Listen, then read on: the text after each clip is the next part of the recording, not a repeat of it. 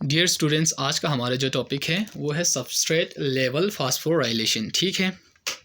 अब cellular respiration की जो मेन जो प्रोसेस है वो क्या है? एटीपी की प्रोडक्शन है। ठीक है, एटीपी को प्रोड्यूस करना है। ठीक है। अब एटीपी की प्रोडक्शन दो जगहों पे होते हैं। ठीक है, सेलुलर रिस्पायरेशन के अंदर एक कीमियोस्मोसिस के अंदर होता है। ठीक है, दूसरा सबस्ट्रेट लेवल फास्फोराइलेशन के अंदर। ठीक है, तो आज कीमियोस्मोसिस हम इससे पिछले लेक्चर में हमने डिस्कस किया है।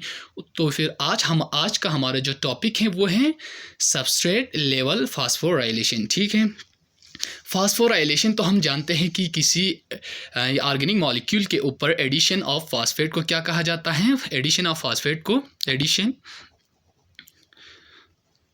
Of phosphate. ठीक है, किसी ऑर्गेनिक मॉलिक्यूल के ऊपर एडिशन ऑफ फास्फेट को क्या कहा जाता है? फास्फोराइलेशन कहा जाता है। फास्फोराइलेशन कहा जाता है। लेकिन जब यहाँ पे सबस्ट्रेट लेवल फास्फोराइलेशन की बात किया तो यहाँ पे ये मतलब है कि किसी सबस्ट्रेट से क्या किया है? फास्फेट को लिया है, लेके क्या किया है? किसी मॉलिक्यूल के ऊपर या एडीपी के ऊपर अटैच किया है। ठीक है, उसके ऊपर फास्फोराइलेशन किया है। फॉर एग्जांपल हम देखें तो यहाँ पे देखें सबस्ट्रेट लेवल फास्फोराइलेशन हमेशा एक एंजाइम की मदद से होते हैं। ठीक है, अब ये फॉर एग्जांपल ये एक क्या है? हमारे पास ये एक सबस्ट्रेट है। ठीक है, सबस्ट्रेट। अब यहाँ पे जो फास्फेट अटैच है इसके साथ, उसको क्या करता है? एंजाइम की मदद से इसको उठा के किसी एडीपी के साथ अटैच करके एटीपी की फॉर्मेशन कराता है। ठीक है, कहाँ से? सबस्ट्रेट से उठाता है फास्फेट को और किसी और चीज़ के ऊपर फास्फोराइलेशन कहा जाता है। सबस्ट्रेट से उठाया और किसी और मॉलिक्यूल के ऊपर अटैच किया। ठीक है, फास्फोराइलेशन किया, तो उसको हमने क्या नाम दिया? Substrate level phosphorylation. ठीक, अब उसके बाद ये सबस्ट्रेट लेवल फास्फोराइलेशन दो जगहों पे होते हैं। एक ग्लाइकोलिसिस के अंदर होते हैं। ठीक है, दूसरा क्रेब्स साइकिल के अंदर होते हैं।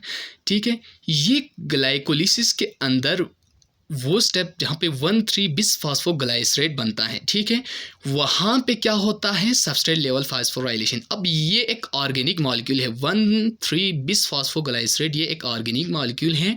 जब ये 3 फास्फोग्लाइसरेट के अंदर ये जब 3 फास्फोग्लाइसरेट के अंदर जब ये कन्वर्ट होता है तब यहाँ से फास्फेट लिया जाता है। ठीक है, with the help of enzyme, और उसको एडीपी के साथ रिएक्ट करवा के क्या बनाता है? एटीपी की फॉर्मेशन कराता है। एक यहाँ 1,3 बिस फास्फोग्लाइसरेट से लेता है, दूसरा कहाँ से लेता है? फास्फोइनोल पायरुवेट से लेता है। और सबस्ट्रेट लेवल फास्फोराइलेशन की प्रोसेस एक यहाँ पे होता है, दूसरा यहाँ पे होता है, फास्फोइनोल पायरुवेट। अब यहाँ पे इसी तरह यहाँ पे ग्लाइकोलिसिस के अंदर क्या होते हैं?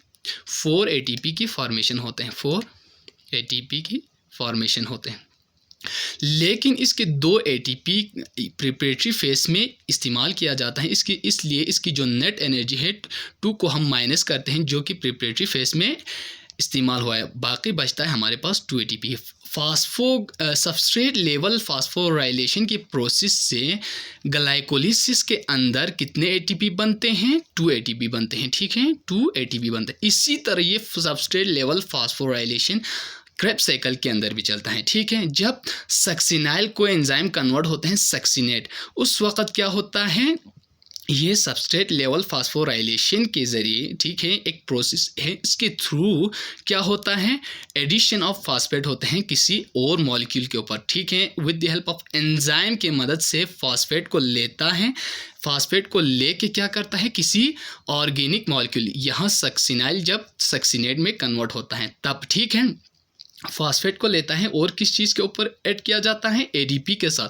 फास्फेट को लेता है और उसको एडीपी के साथ रिएक्ट करवा के क्या बनाता है? फास्फेट बनाता है। ठीक है, क्या एटीपी बनाता है? Sorry, ATP. अब यहाँ पे भी किसी सबस्ट्रेट से लिया है, इसलिए इधर भी हम क्या कहते हैं? सबस्ट्रेट लेवल फास्फोराइलेशन कहते हैं। ठीक है, अब यहाँ पे जो एनर्जी बजट का पूरा जो सेलुलर रेस्पिरेशन के पूरा होल प्रोसेस मैंने यहाँ पे दिखाया हुआ है, ठीक है। सबसे पहले यहाँ पे क्या होते हैं, ग्लूकोज के ब्रेकडाउन होते हैं, ठीक है। उस प्रोसेस को क्या कहा जाता है, जिसमें ग्लूकोज टू पायरुवेट के अंदर कन्वर्ट होता है, उसको क्या कहा जाता है, ग्लाइकोलिसिस, ठीक है। ग्लाइकोलिसिस के अंदर क्या होता है, ग्लूकोज ब्रेक होके टू पायरुवेट के अंदर कन्वर्ट होता है और 2 ATP की फॉर्मेशन होता है। हमने पहले ऊपर भी जिक्र किया था, उस प्रोसेस को ग्लाइकोलिसिस कहा जाता है। और इसके अंदर 2 NADH के मॉलिक्यूल 2 NADH क्या होते हैं, प्रोड्यूस होते हैं। अब यहाँ पे 2 पायरुवेट फिर इसकी ऑक्सीडेशन होते हैं, ठीक है। इसकी ऑक्सीडेशन होते हैं, ऑक्सीडेशन होके ये किस चीज़ के अंदर कन्वर्ट होते हैं, 2 एसिटाइल को एंजाइम के अंदर कन्वर्ट होता है, ठीक है।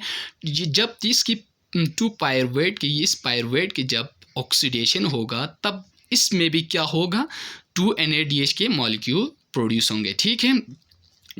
और उसके बाद एसिटाइल को एंजाइम के ऊपर पूरा क्रेब्स साइकिल चलेगा, ठीक है। क्रेब्स साइकिल ये प्रोसेस कहाँ पे हुआ था, साइटोप्लाज्म के अंदर, ग्लाइकोलिसिस। और ये जो प्रोसेस कहाँ पे होता है, माइटोकॉन्ड्रिया के अंदर होगा, ठीक है। ये ऑक्सीडेशन और क्रेब्स साइकिल कहाँ पे होगा, माइटोकॉन्ड्रिया के अंदर चलेगा, ठीक है।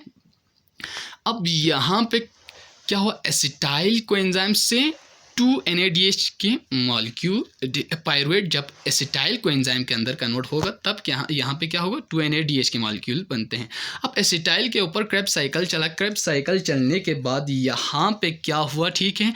क्रेब्स साइकिल चलने के बाद NADH और FADH के मॉलिक्यूल बने। अब यहाँ पे 6 का मतलब ये है, एक एसिटाइल से कितने बनते हैं, 3 NADH। अब यहाँ पे 2 एसिटाइल कोएंजाइम है ना, 2 एसिटाइल कोएंजाइम है, तो इससे कितना बनेगा, 6 NADH बनेंगे और 2 FADH बनेंगे। और इस क्रेब्स साइकिल के अंदर भी क्या होगा, 2 ATP की फॉर्मेशन होगा। इसमें भी ATP जब बनते हैं तो क्या होगा, सबस्ट्रेट लेवल फास्फोराइलेशन होता है, ठीक है। सबस्ट्रेट फास्फोराइलेशन के थ्रू यहाँ पे भी क्या बनेगा, 2 ATP।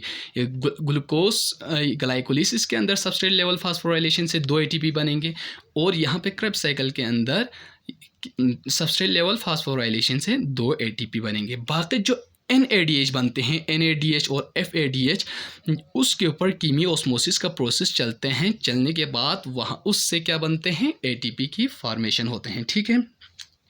अब यहाँ पे ये एक सवाल पैदा होता है, ठीक है। NADH से 4 क्यों बनता है, हमने कीमियोस्मोसिस के अंदर पढ़ा था, एक NADH से कितना बनते हैं, एक NADH से कितना बनते हैं, 3 ATP के मॉलिक्यूल ना, 3 ATP के। लेकिन यहाँ पे 4 क्यों बना, अब ये जो NADH है ना, ये ग्लाइकोलिसिस के अंदर जो NADH बने हैं ना, वो साइटोप्लाज्म के अंदर बना था ना। यहाँ पे साइटोप्लाज्म के अंदर, इस साइटोप्लाज्म के अंदर जो NADH बना था वो डायरेक्ट माइटोकॉन्ड्रिया के अंदर इंटर नहीं हो सकते। ये क्या है, माइटोकॉन्ड्रिया है, ठीक है। माइटोकॉन्ड्रिया के अंदर ये इंटर नहीं हो सकते हैं। अब इसके ब्रेकडाउन बाहर करवाते हैं, इस NADH के जो ब्रेकडाउन है वो बाहर करा के इससे इलेक्ट्रॉन रिलीज होता है। उस इलेक्ट्रॉन को माइटोकॉन्ड्रिया के अंदर मौजूद FAD प्लस लेता है और ये FAD प्लस किस चीज़ के अंदर कन्वर्ट होता है, FADH के अंदर कन्वर्ट होता है, ठीक है।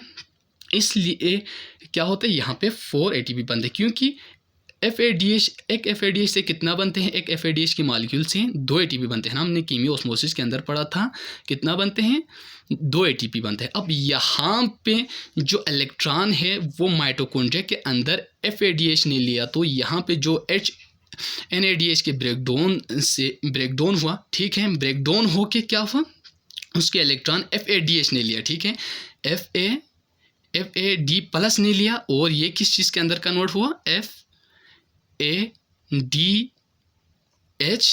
के अंदर कन्वर्ट हुआ। अब FADH से 2, यहाँ पे 2 NADH है ना, तो 2 FADH बन गए, ठीक है।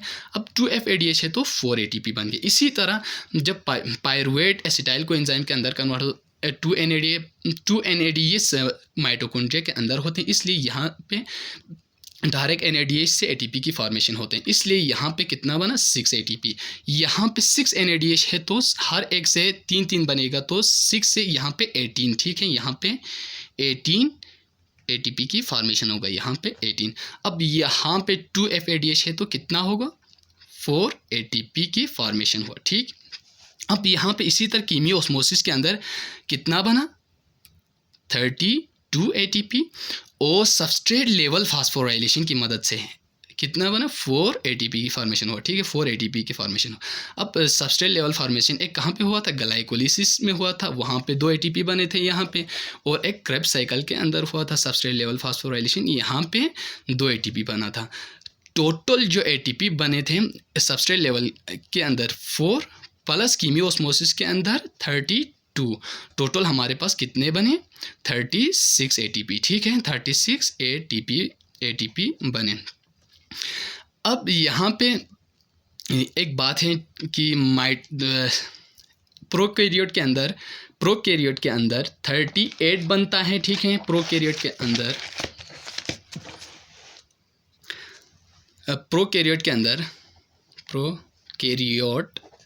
के अंदर कितना बनते हैं 38, और यूकैरियोट के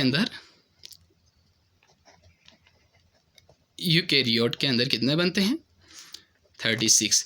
इसकी मेन वजह ये है, यहाँ पे जो NADH हुआ था ना, NADH इस साइड पे जो NADH यहाँ पे क्या होता है, NADH साइटोप्लाज्म से इसकी ब्रेकडाउन होकर इसके इलेक्ट्रॉन कहाँ पे इंटर होते हैं माइटोकॉन्ड्रिया के अंदर, और वो FADH लेके कितना 4 ATP बनाते हैं। लेकिन प्रोकैरियोट के अंदर ऐसा नहीं होते हैं, ठीक है, प्रोकैरियोट के अंदर जितने भी जो प्रोसेस होते हैं वो किसके अंदर होते हैं, साइटोप्लाज्म के अंदर होते हैं, ठीक है, साइटोप्लाज्म।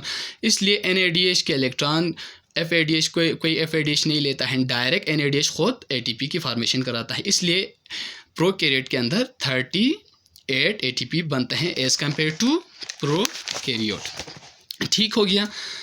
अब ये हो गया। अब इसके अंदर 2 मज़ीद रिएक्शन के भी जिक्र किए हुए हैं, ठीक है, एक है एक्सऑर्गेनिक रिएक्शन, ठीक है, इसके, और दूसरा इनऑर्गेनिक रिएक्शन। एक्सऑर्गेनिक रिएक्शन वो रिएक्शन जिसके अंदर एनर्जी रिलीज होता है, ठीक है, फॉर एग्जांपल सेलुलर रिस्पायरेशन हम एग्जांपल ले सकते हैं। ये एक ऐसा रिएक्शन है जिसके अंदर एनर्जी रिलीज होता है और किसकी सिंथेसिस होता है, ATP की सिंथेसिस होता है, ठीक है। लेकिन इनऑर्गेनिक रिएक्शन के अंदर क्या होता है, ATP को यूज़ किया जाता है और प्रोटीन की सिंथेसिस होता है, ठीक है। प्रोटीन की जब सिंथेसिस होगा तो एनर्जी स्टोर होगा ना in the form of protein, ATP को यूज़ किया जाता है, और क्या होता है यहाँ पे क्या होता है, एनर्जी स्टोर होता है। सो ये थी आज के जो हमारे टॉपिक। सो अब तक आपने हमारे चैनल को सब्सक्राइब नहीं किया तो सब्सक्राइब करें ताकि हमारी हर नए आने वाली वीडियो अब तक पहुंच सके। So thank you very much.